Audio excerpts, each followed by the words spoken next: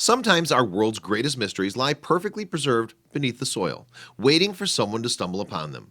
Few people know this better than Jose Antonio Nieves, a simple farmer from the South American town of Carlos Spegazzini, which lies just south of Buenos Aires, Argentina.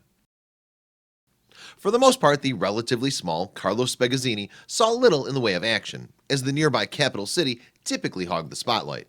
That is, until Jose went out walking one Christmas morning. It was December of 2015 when Jose took a stroll on his property. Looking for a bit of fresh air and exercise, he never expected to find anything that would change our understanding of history. Regardless, what he found might just have done so. Jose was walking the river that cut through his property along with his dog when something caught his eye. Partially buried and caked in mud, a huge gray object jutted out of the edge of the riverbed.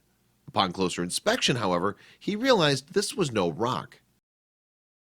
The boulder looked scaly, like the skin of a snake, and at one end was a hole formed by a caved-in portion on the surface.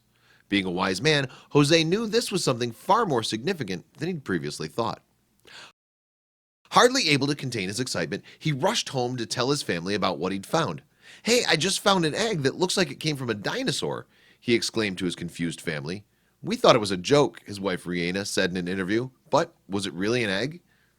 When Jose found the egg, it was so caked in mud that he couldn't get an idea just how large it was. Once he dug away the surface grime, though, he realized just how big an object he was dealing with. In all, it was over 3 feet wide. Jose tried lifting the egg out of the shallow water, only to find that it was heavy too. So heavy, in fact, that he couldn't carry it alone. That made him, once again, reevaluate what he was dealing with. No egg could be that heavy, so what could it be? As Jose and his family spread the word about this enormous object, rumors swirled as to its origins and nature. Could it be some kind of alien egg, or perhaps a vessel left behind on an alien expedition of Earth? Experts had other ideas. With so many competing theories as to what exactly they were dealing with, Jose called in the authorities, who got to work evaluating the discovery. Likely, they said, it was an armored shell. To what, though? To find the answer, they had to look back in time. That's where the Glyptodon, an ancient creature that resembles an enormous armadillo, came into play. Over 15,000 years ago, these herbivores roamed all over South America. Now, Jose had discovered the remarkably well-preserved remains of one. Jose's Glyptodon was not a loner in Argentina. In fact, archaeologists have discovered similar fossils scattered all over the country. Still, the high-quality preservation Jose found was raising some eyebrows.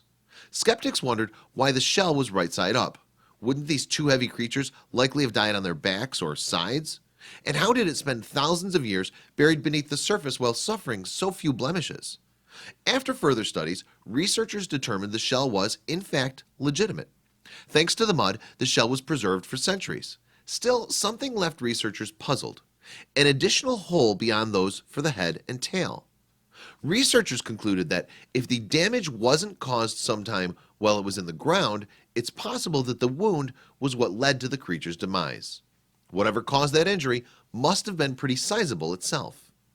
While cousins of the Glyptodon have been found throughout South America, none have been as well preserved as the one Jose found in his yard. To think that it was lying there all those years.